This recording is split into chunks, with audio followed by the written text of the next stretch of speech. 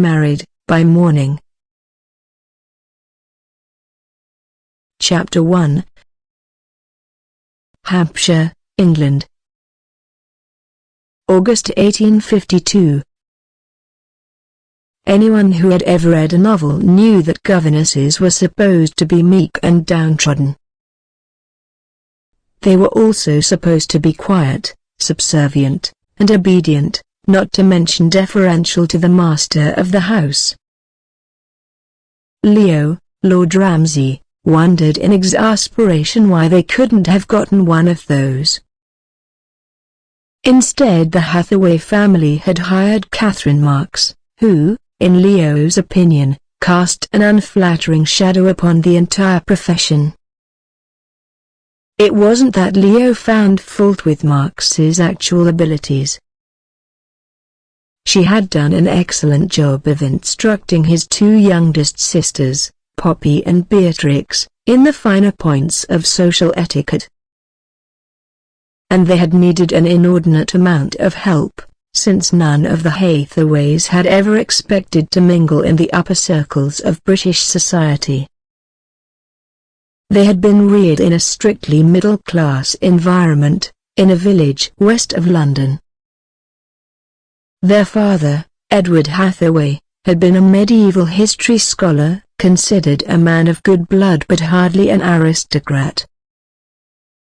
However, after a series of unlikely events, Leo had inherited the title of Lord Ramsay. Although he had trained to be an architect, he was now a viscount with land and tenants. The Hathaways had moved to the Ramsay estate in Hampshire, where they had struggled to adjust to the demands of their new life. One of the greatest challenges for the Hathaway sisters had been to learn the absurd multitude of rules and graces expected of privileged young ladies. Had it not been for Catherine Marks's patient instruction, the Hathaways would have rampaged through London with all the finesse of stampeding elephants. Marks had done wonders for all of them, especially Beatrix, who was undoubtedly the most eccentric sister of an already eccentric family. Although Beatrix was happiest tromping through the meadows and woods like a wild creature, Marks had managed to impress on her that a different code of behavior was required in the ballroom. She had even written a series of etiquette poems for the girls, with such literary gems as "Young ladies must display restraint when speaking with a stranger. Flirtations, quarrels, or complaints put our reputations in danger." Naturally, Leo hadn't been able to resist mocking Marks's poetic abilities, but he had to admit privately that her methods had worked. Poppy and Beatrix had successfully navigated a London season, at last. And Poppy had recently married a hotelier named Harry Rutledge. Now only Beatrix was left. Marks had assumed the role of chaperone and companion to the energetic 19-year-old. As far as the rest of the Hathaways were concerned, Catherine Marks was practically a member of the family. Leo, for his part, couldn't abide the woman. She aired her opinions at will and dared to give orders to him. On the rare occasions when Leo tried to be friendly, she snapped at him or turned away in scorn. When he stated a perfectly rational opinion, he could hardly finish a sentence before Marks had listed all the reasons why he was wrong. Faced with the immutable fact of her dislike, Leo couldn't help but respond in kind. All during the past year he had tried to convince himself that it didn't matter if she despised him. There were many women in London who were infinitely more beautiful, engaging, and appealing than Catherine Marks. If only she didn't fascinate him so. Perhaps it was the secrets she guarded so zealously. Marks never talked about her childhood or her family, or why she had taken a position with the Hathaways. She had taught at a girls' school for a short time, but she refused to discuss her academic tenure or explain why she had left. There were rumors, passed on by former students, that she might have been a poor relation of the headmistress, or that she was a fallen woman whose loss of status had obliged her to go into service. Marks was so self-contained and tenacious that it was often easy to forget she was still a young woman in her early 20s. When Leo had first met her, she had been the perfect embodiment of a dried-up spinster, with her spectacles and forbidding scowl and her stern hyphen of a mouth. Her spine was as unbending as a fireplace poker, and her hair, the dull brown of apple moths, was always pinned back too tightly.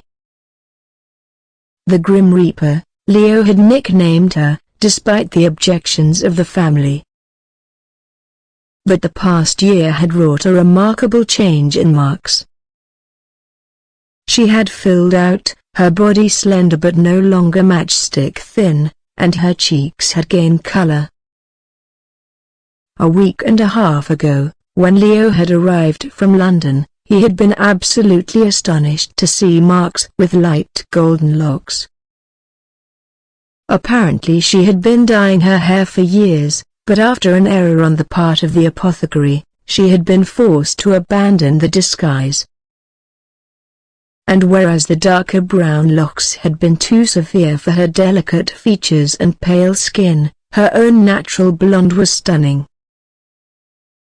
Which had left Leo to grapple with the fact that Catherine Marks, his mortal enemy, was a beauty. It wasn't really the altered hair color that made her look so different. It was more that Marks was so uncomfortable without it. She felt vulnerable, and it showed. As a result, Leo wanted to strip away more layers, literal and physical. He wanted to know her. Leo had tried to keep his distance while he pondered the ramifications of this discovery. He was confounded by his family's reaction to Marks, which amounted to nothing more than a collective shrug. Why weren't any of them even a fraction as curious about her as he was? Why had Marks deliberately made herself unattractive for so long? What the devil was she hiding from? On a sunny Hampshire afternoon when Leo had ascertained that most of the family was otherwise occupied, he went in search of Marks, reasoning that if he confronted her in private, he would get some answers. He found her outside in a hedged garden filled with flowers. She occupied a bench at the side of a gravelled path. She was not alone. Leo stopped at 20 yards distance, drawing into the shade of a heavily foliated yew. Marks was sitting beside Poppy's new husband, Harry Rutledge. They were engaged in what appeared to be an intimate conversation. Although the situation wasn't precisely incriminating, neither was it appropriate. What in God's name could they be talking about? Even from this remote vantage, it was clear that something of significance was being said. Harry Rutledge's dark head was inclined over hers protectively. Like a close friend. Like a lover. Leo's mouth fell open as he saw Marks reaching beneath her spectacles with a delicate hand, as if to wipe away a tear. Marks was crying, in the company of Harry Rutledge. And then Rutledge kissed her on the forehead. Leo's breath stopped. Holding still, he sorted through an emulsion of emotions and separated them into layers. amazement, worry, suspicion, fury. They were hiding something. Plotting something. Had Rutledge once kept her as a mistress? Was he blackmailing her, or was she perhaps extorting something from him? No. The tenderness between the pair was evident even at this distance. Leo rubbed the lower half of his jaw as he considered what to do. Poppy's happiness was more important than any other consideration. Before he went dashing over to beat his sister's new husband to a bloody pulp, he would find out exactly what the situation was. And then, if circumstances warranted, he would beat Rutledge to a bloody pulp. Taking slow, measured breaths, Leo watched the pair. Rutledge stood and went back to the house, while Marks remained seated on the bench. Without making a conscious decision, Leo approached her slowly. He wasn't certain how he was going to treat her, or what he was going to say. It depended on which impulse leapt out most strongly the moment he reached her. It was entirely possible that he would throttle her. It was equally likely that he would pull her to the sun-warmed grass and ravish her. He found himself stewing in a hot, unpleasant rush of feeling that wasn't at all familiar. Was it jealousy? Christ, it was. He was jealous over a skinny termagant who insulted and nagged him at every opportunity. Was this some new level of depravity?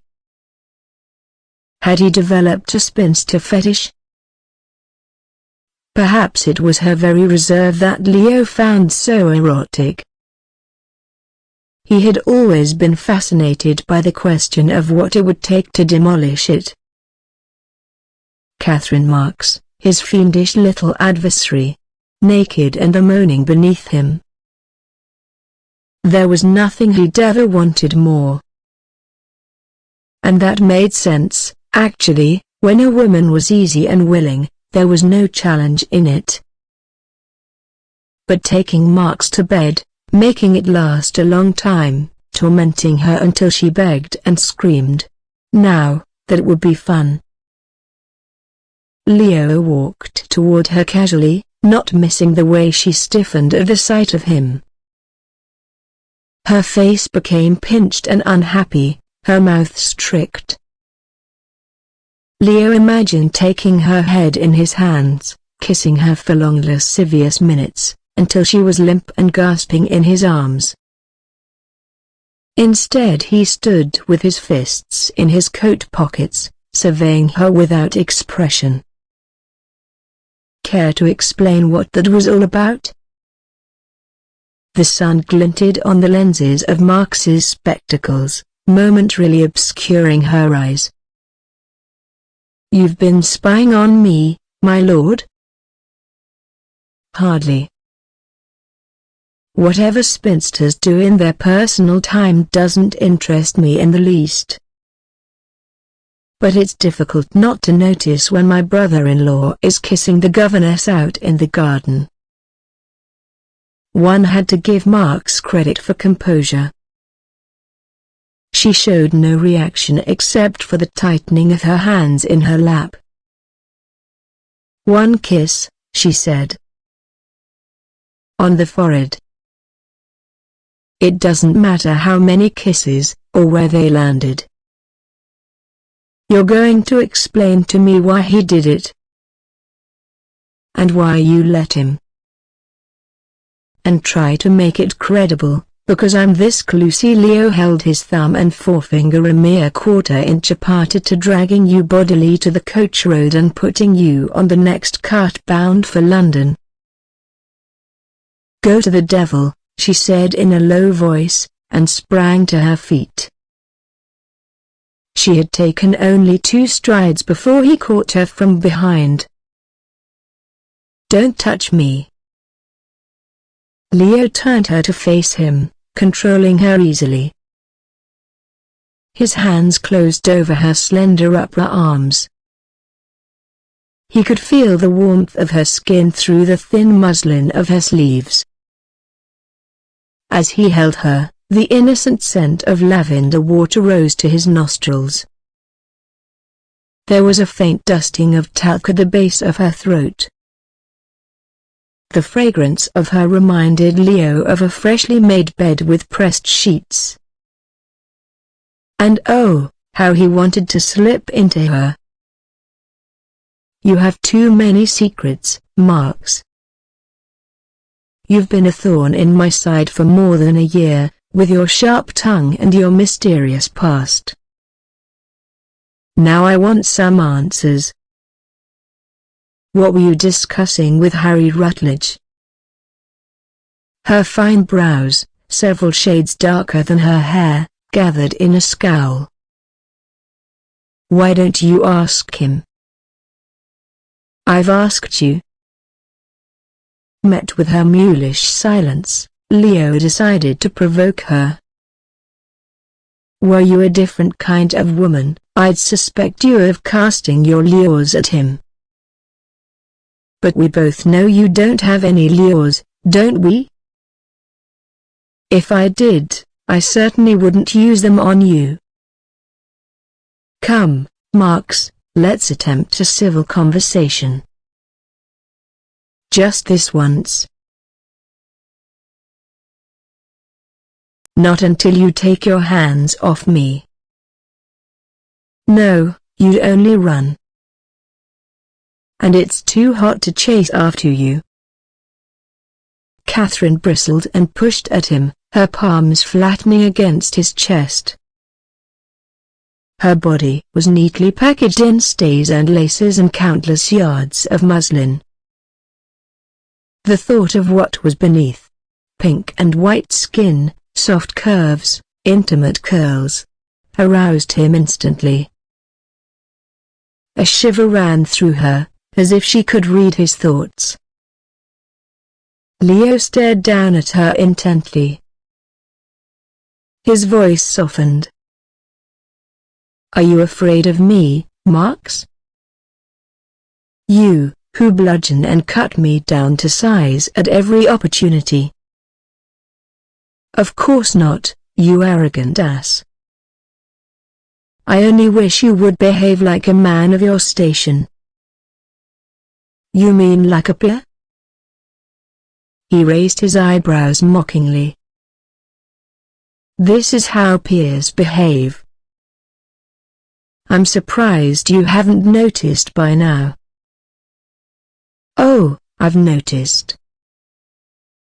A man fortunate enough to inherit a title should have the decency to try and live up to it. Being a peer is an obligation or a responsibility, but instead you seem to regard it as a license to engage in the most self-indulgent and disgusting behavior imaginable.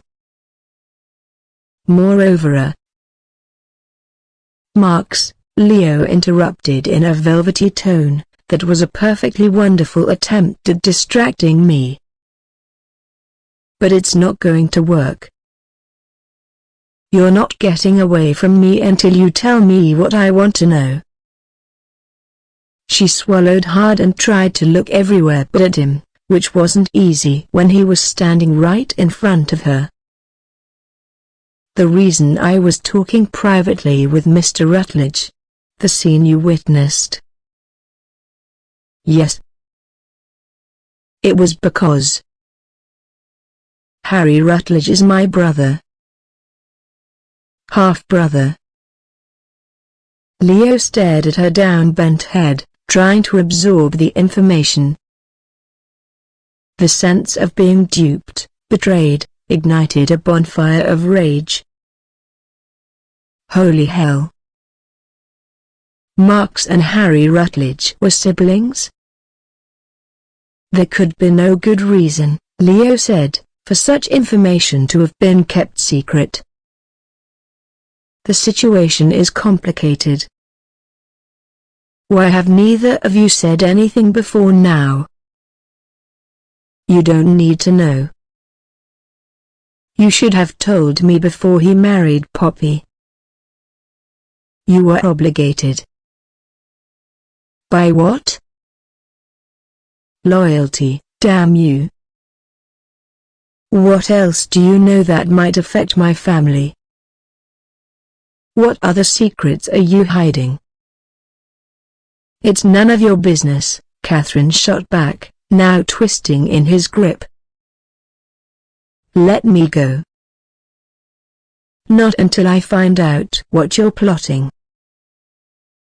Is Catherine Marks even your real name? Who the hell are you? He swore as she began to struggle in earnest. Hold still, you little she-devil. I just want to ouch. This last as she turned and jabbed a sharp elbow in his side. The maneuver gained Marks the freedom she sought, but her spectacles went flying to the ground. My spectacles. With an aggravated sigh, she dropped to her hands and knees and began feeling for them. Leo's fury was instantly smothered by guilt. From the looks of it, she was practically blind without the spectacles. And the sight of her crawling on the ground made him feel like a brute. A jackass. Lowering to his knees, he began to hunt for them as well. Did you see the direction they went in? He asked. If I did, she said, fuming, I wouldn't need spectacles, would I? A short silence. I'll help you find them. How kind of you, she said acidly. For the next few minutes the two of them traversed the garden on their hands and knees, searching among the daffodils. They both chewed on the grisly silence as if it were a mutton chop. So you actually need spectacles, Leo finally said. Of course I do, Marks said crossly. Why would I wear spectacles if I didn't need them? I thought they might be part of your disguise. My disguise? Yes, Marks, disguise. A noun describing a means of concealing someone's identity. Often used by clowns and spies. And now apparently governesses. Good God, can anything be ordinary for my family? Marks glared and blinked in his direction, her gaze not quite focused.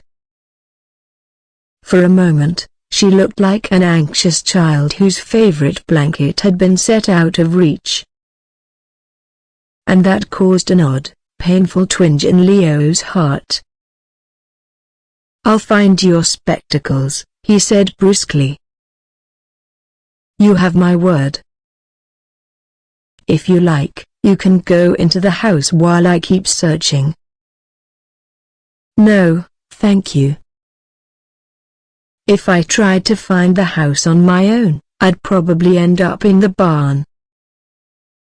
Seeing a metallic glimmer in the grass, Leo reached out and closed his hand around the spectacles. Here they are.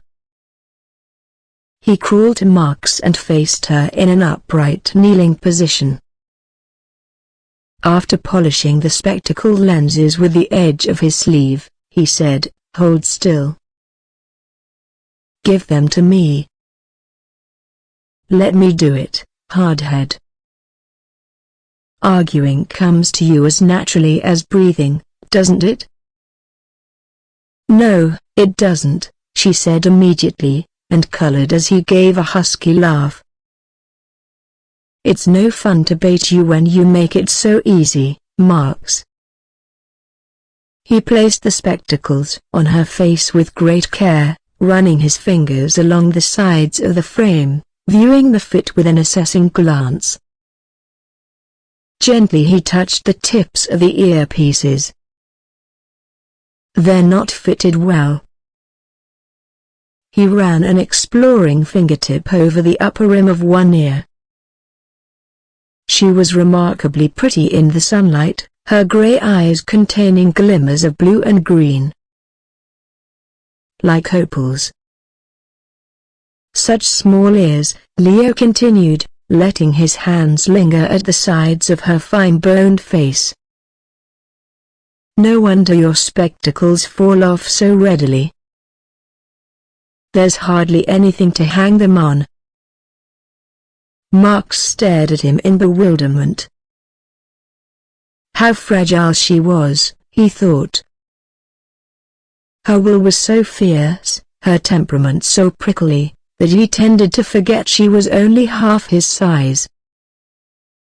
He would have expected her to slap his hands away by now, as she hated being touched, especially by him. But she didn't move at all.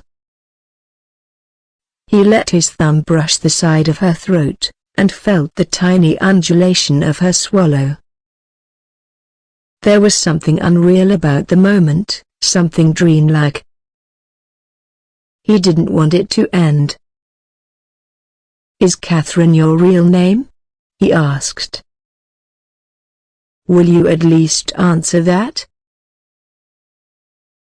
She hesitated, fearful of yielding any part of herself, even that scrap of information. But as his fingertips slid along her neck, the light caress seemed to disarm her. A bloom of color rose from her throat. "Yes," she choked out. "It's Catherine." They were still kneeling together, her skirts having billowed and settled everywhere. Folds of flower-printed muslin had been caught under one of Leo's knees. His body reacted strongly to her nearness, heat sliding beneath his skin and gathering in inconvenient places. Muscles tightened, thickened. He would have to put an end to this, or he was going to do something they would both regret. "I'll help you up," Leo said brusquely, making to rise. "We'll go inside. I warn you, however, I'm not through with you yet. There's Moria." But he broke off, because as Marks had tried to struggle upward, her body had brushed against his. They went still, caught front to front, their breath mingling in uneven surges. The dreamlike feeling intensified. The two of them were kneeling in a summer garden, the air weighted with the perfume of hot crushed grass and scarlet poppies, and Catherine Marks was in his arms. Her hair shimmered in the sunlight, her skin petal soft. Her upper lip was nearly as full as the lower, the curves as delicate and smooth as a ripe persimmon. Staring at her mouth, he felt the hairs on the back of his neck lift in reflexive excitement. Some temptations, Leo decided hazily, should not be resisted, because they were so persistent that they would only keep returning, time and again. Therefore such temptations absolutely had to be yielded to. It was the only way to be rid of them. "Damn it," he said raggedly, "I'll do it. Even knowing I'll be annihilated afterward." "You'll do what?" Marks asked, her eyes huge. "This." And his mouth descended to hers. At last, every muscle in his body seemed to sigh. At last. The sensation was so pleasurable that for a moment Leo couldn't even move, just felt her mouth with his mouth. Sinking into the feeling, Leo let it take him. he stopped thinking altogether and did everything and anything he wanted. Tugging at her upper lip and then her lower one, sealing their mouths together, touching his tongue to hers, playing with her. One kiss started before another had finished, a chain of erotic strokes and skims and nudges. The delight of it went all through him, echoing in every vein and nerve. And God help him, he ached for more. He was dying to put his hands inside her clothes, and feel every inch of her body.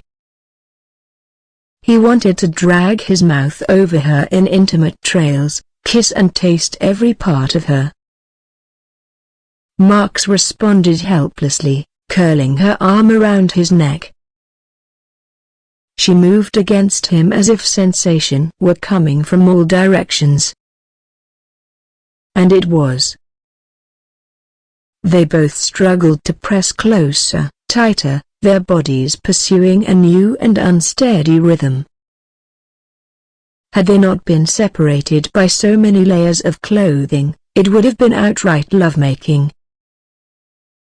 Leo continued to kiss her long after he should have stopped, not only for the sheer pleasure of it, but also because he was reluctant to face what would happen afterward. Their cantankerous relationship could not resume as usual after something like this.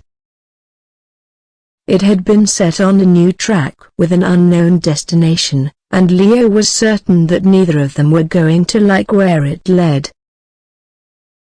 Finding that he couldn't release her all at once, he did it by degrees, letting his mouth nuzzle the edge of her jaw, following to the vulnerable hollow behind her ear. Her pulse was swift and vibrant against his lips. "Marks," he said on a rough breath, "I was afraid of this. Somehow I knew." Breaking off, he lifted his head and looked down at her. She squinted through the mist that had accumulated on her lenses. "My spectacles. I've lost them again." "No, you haven't. There's steam on the lenses." As the fogged spectacles cleared, Marks shoved at him. She struggled to her feet, frantically swatting away his efforts to help. They stared at each other. It was hard to say which one of them was more appalled. But judging from her expression, it was probably Marks. "This never happened," she snapped. "If you have the gall ever to mention it, I'll deny it to my last breath." She gave her skirts a few agitated whacks to remove the bits of leaves and grass, and shot Leo a fierce warning glance. "I'm going to the house now. And don't follow me."